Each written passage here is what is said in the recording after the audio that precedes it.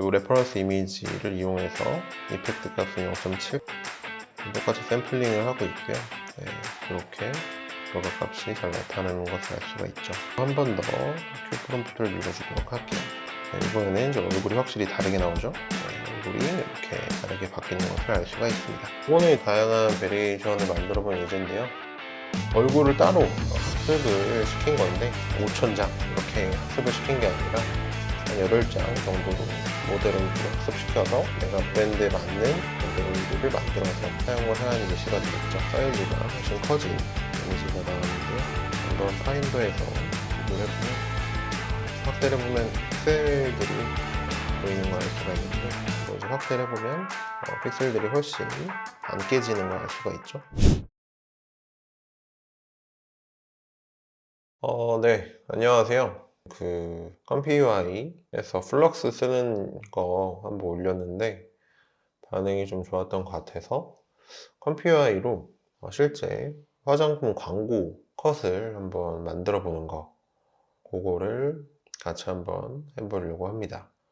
컴퓨UI를 이제 어떻게 시작하는지에 대해서는 여러 가지 방법이 있지만 가장 빠르게 시작할 수 있는 방법인 놀디 AI 서비스를 추천드리고요. 그리고 이 영상에서 사용된 워크플로우도 놀디 AI를 통해서 공유를 이제 드려볼 예정이니 좀 퀵하게 결과물만 따라서 해보고 싶으신 분은 하단 링크를 통해서 관련 워크플로우를 따라서 실행을 시켜보시면 좋을 것 같습니다. 그리고 조금 더 그 워크플로우에 대한 설명이 필요하신 분은 이 영상을 참고해서 각 워크플로우의 각 노드 부분들이 어떤 역할을 하는지 알아보시면 좋을 것 같네요. 네, 그럼 시작해 보겠습니다. 들어가시죠.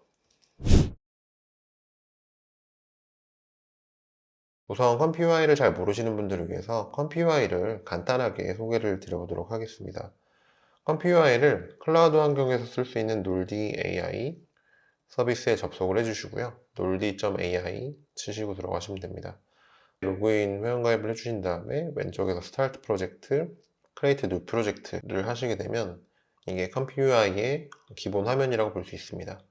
그리고 되게 복잡한 무언가들이 떴는데 이것들이 컴퓨UI의 기본 노드들이라고 보시면 될 것 같습니다. 왼쪽 상단에 메뉴 버튼은 가려주도록 할게요. 컴퓨UI는 기본적으로 어떤 학습된 모델을 쓸 것인지를 선택한 다음에 그 선택된 모델을 이용해서 다음 노드로 넘어갑니다. 다음 노드에는 이제 텍스트 프롬프트들이 쓰여져 있는 노드들이 있죠. 그 텍스트 프롬프트들이 이 K샘플러라는 곳에 도착을 해서 긍정적인 텍스트로 역할을 할지 부정적인 텍스트로 역할을 할지를 결정하고 여기서 실행된 샘플러의 결과 값이 저장이 되게 됩니다. 그리고 마지막으로 여기 있는 노드는 이미지 사이즈를 나타내는 노드고요. 그래서 빠르게 한번 실행을 시켜보도록 할게요. 저는 매직 믹스 리얼리스틱 이라는 학습된 모델을 선택을 했고요. 그 다음에 큐 프롬프트를 눌렀습니다. 보시는 것처럼 아름다운 물병이 잘 나타난 것 같고요. 저희는 이렇게 화장품 광고 만든다고 했잖아요. 그렇기 때문에 간단하게 사진 프롬프트를 입력해 보도록 하겠습니다.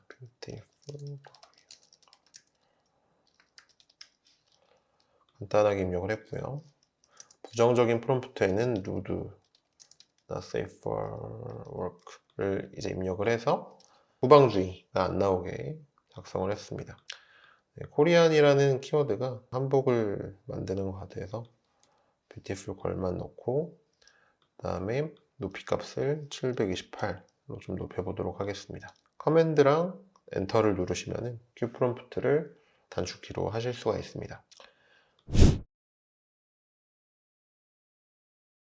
일반적으로 화장품 광고나 구체적인 이미지를 만들기 위해서는 기존에 있는 이미지를 활용하는 게 상당히 유리합니다. 왜냐면 AI가 학습된 것들이 많다고 해도 아직 모르는 게 많기 때문에 표현할 것에 대한 레퍼런스 이미지를 찾아주면 좋습니다. 그래서 저는 구글에다 화장품 광고를 검색을 해서 두 개의 레퍼런스 이미지를 저장을 해놓도록 하겠습니다. 저는 컴퓨아이를 조금 보여드리기 쉽게 모듈화된 워크플로우들을 사용하고 있거든요.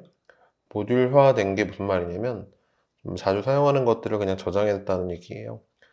우선 방금 다운받았던 레퍼런스 이미지들을 좀 불러와 보도록 하겠습니다. 그러기 위해서 로드 이미지라는 워크플로우를 불러왔고요. 이렇게 해서 한번 워크플로우를 실행시켜 보면 이렇게 방금 레퍼런스 삼았던 이미지 하나, 또 레퍼런스 삼았던 이미지 두 번째가 잘 나타나는 것을 알 수가 있죠. 이 이미지를 불러왔으면 이 이미지를 이용해서 아까 처음 컴퓨터의 화면에서 봤던 이 샘플링 작업을 해야겠죠. 그 샘플링 작업을 레턴트 이미지라는 이미지 공간, 이미지들의 정보가 있는 공간에서 진행을 해야 됩니다. 그렇기 때문에 그 다음 해줄 거는 저는 이미지 레턴트라는 워크플로우를 불러오겠습니다. 이미지 레턴트는 레퍼런스 이미지를 받아서 사용을 하도록 제가 선으로 연결해 줬고요. 그 다음에 이 이미지 이펙트, 이 이미지가 얼마나 이펙트를 줄지를 여기서 숫자로 적어주면 됩니다. 0부터 1까지 적어주면 되는데 저는 0.7만큼 이미지 이펙트를 사용하겠다라고 적었습니다. 마찬가지로 K샘플러가 아까 같은 방식으로 있고 다른 요소들은 크게 건들 필요가 없는 것 같습니다. 그리고 마지막에 이미지가 나오죠. 이 이미지를 저장하기를 눌러주신 다음에 이미지의 이름을 이미지 레턴트라고 하고 엔터를 눌러주시면 됩니다. 똑같은 방식으로 Q 프롬프트를 지금 눌렀고요. 이 레퍼런스 이미지를 이용해서 이펙트 값은 0.7 값을 이용해서 똑같이 샘플링을 하고 있고요. 네, 이렇게 결과 값이 잘 나타나는 것을 알 수가 있죠. 레퍼런스 이미지랑 비교를 해보면 이 텍스트는 좀 더 보정이 된 걸 알 수가 있고 그 다음에 옷의 질감도 좀 더 살아난 것을 알 수 있습니다. 얼굴도 학습된 모델, 영상에서 처음에 매직 리얼리스틱을 썼었죠. 여기서도 똑같이 매직 리얼리스틱을 사용하고 있습니다.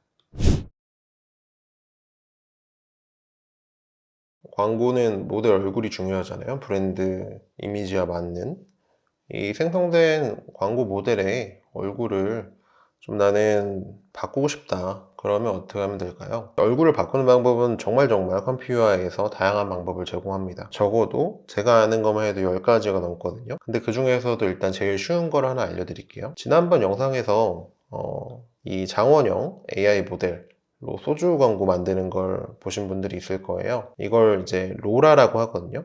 쉽게 말해서 여러분들이 체크포인트 기반으로 모델을 만들 때 그 체크포인트 위에다가 한 번 더 특정 부분, 특정 스타일, 특정 캐릭터 아니면 특정 얼굴 스타일을 추가하고 싶으실 때 쓰시면 되는 모델이라고 생각해 주시면 됩니다.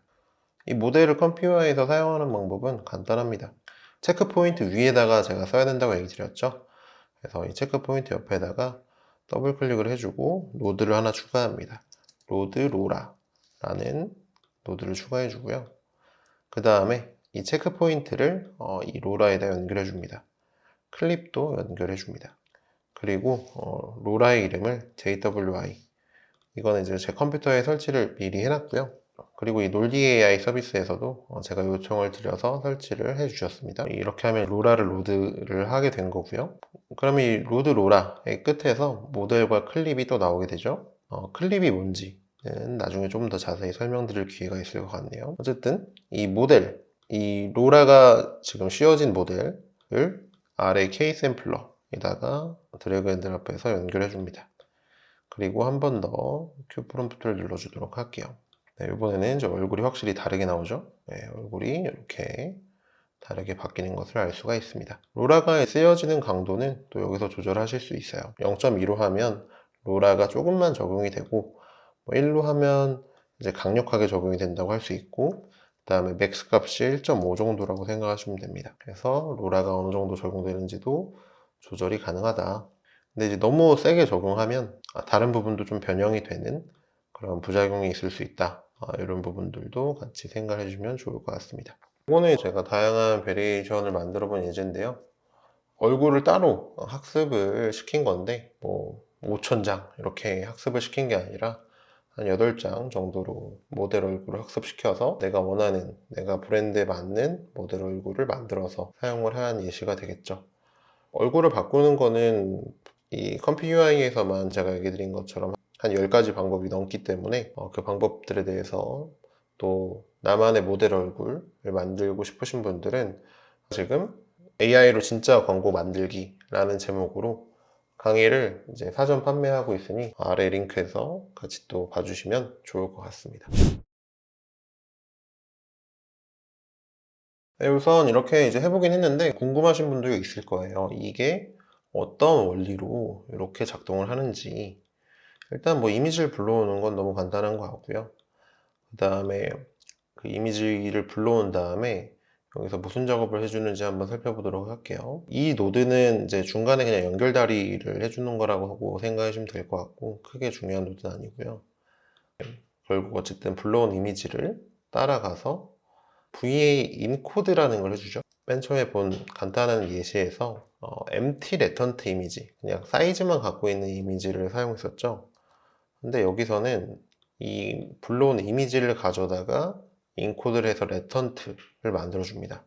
레턴트라는 거는 AI가 예측하기 쉽게 어느 정도 힌트를 줘놓은 거예요.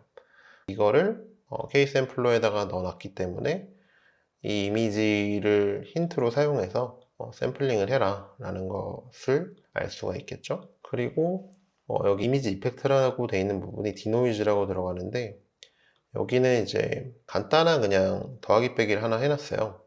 이 이미지 이펙트를 크게 하려면 디노이즈 값을 작게 하면 되거든요. 디노이즈를 제가 풀어서 보여드릴게요. 디노이즈를 제가 예를 들어서 1이라고 해볼게요. 그러면 이제 노이즈, 즉 외부에서 들어온 노이즈들, 여기 인코드된 이미지를 말하겠죠. 이게 그냥 아예 안 들어온다는 얘기예요. 이 상태에서 큐 프롬프트를 하면은 지금 왼쪽에 있는 이 이미지가 아예 뭐 하나도 반영이 안 돼 있죠. 근데 제가 디노이즈 값을 0.5로 하면 외부에서 들어온 노이즈, 즉 인코드된 레턴트 이미지가 여기 어느 정도 반영이 되겠다, 이런 의미입니다. 네, 이런 식으로 또 재밌는 이펙트가 나온 것을 볼 수가 있죠. 마찬가지로 아까 0.7의 이미지 이펙트를 주려면 어떻게 하면 될까요? 디노이즈를 0.3으로 하면 됩니다. 그러면은 처음에 만들었던 이미지와 같은 이미지가 나올 겁니다. 네, 같은 이미지가 나오죠. 그래서 그냥 제가 여기다 빼기를 해놓은 거예요. 빼기를 해놓고 그다음에 디노이즈를 외부의 값을 쓸 수 있게 하고 여기다 연결한 거죠. 알아먹기 쉽게. 이제 뭐 만족할 만한 아웃풋이 나왔다. 물론 여기서 더 수정을 더 많이 할 수도 있어요. 자기가 뭐 괜찮은 결과물이 나왔다면 고화질로 뽑고 싶은 생각이 또 들 수도 있죠. 그럴 때는 업스케일링이라는 거를 컴퓨터에서 또 많이 합니다. 더 미리 또 저장해 놓은 업스케일링 플로우를 가져왔고요. 이미지를 연결하고 모델에는 아까 만들어둔 로라 모델을 가져다 왔고요. 업스케일 모델을 선택하면 되는데 여기는 페이스업이라는 모델을 선택해서 업스케일링 진행하도록 합니다. 그 다음에 이 메소드를 논으로 해주는 게 조금 빠르기 때문에 이걸로 진행을 해서 보여드리도록 하겠습니다. 마지막에 세이브 이미지 하고 이미지 이름은 업스케일이라고 하고 저장을 해줍니다. 네, 그러면은 사이즈가 훨씬 커진 이미지가 나왔는데요.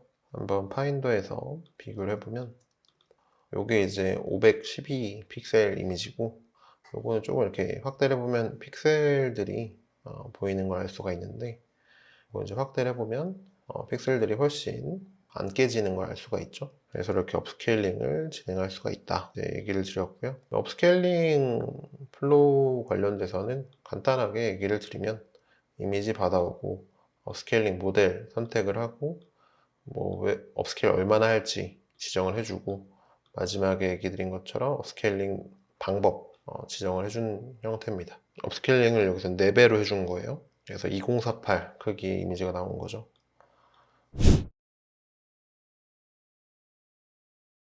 업스케일링까지 한 거를 갖고 왔는데 여기서 어떻게 이제 수정하는 거는 자유인 것 같습니다.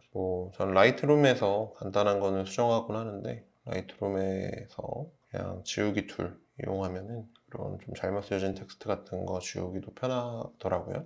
좀 더 디테일한 수정이 필요하신 분들은 포토샵을 이용해서 글자를 뭐 바꾸거나 아니면 뒤에 있는 배경을 바꾸거나 또 같이 할 수가 있겠죠.